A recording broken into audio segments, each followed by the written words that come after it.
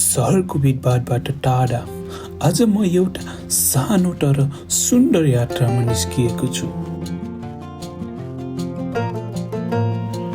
बिहानको त्यो चिसो हावा र अगाडि देखिने पहेँलो रङले ढाकेको त्यो ठाउँ।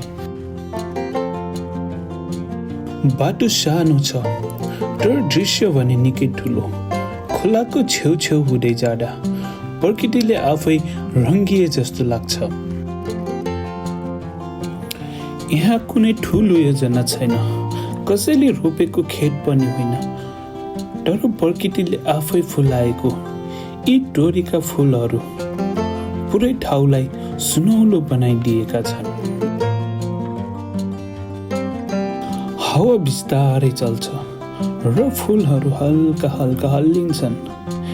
त्यो क्षण लाग्छ प्रकृति आफै बोलिरहेको छ।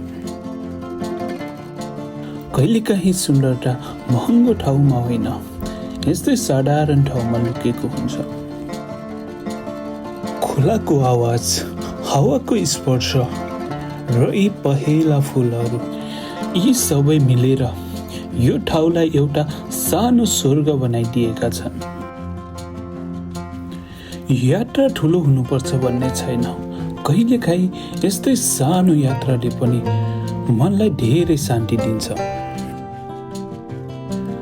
यदि तपाईहरूलाई पनि प्रकृतिको यस्तो सुन्दरता मनपर्छ भने यस्ता ठाउँहरू खोज्नुहोस्, किनकि प्रकृतिले कहिल्यै निराश बनाउँदैन।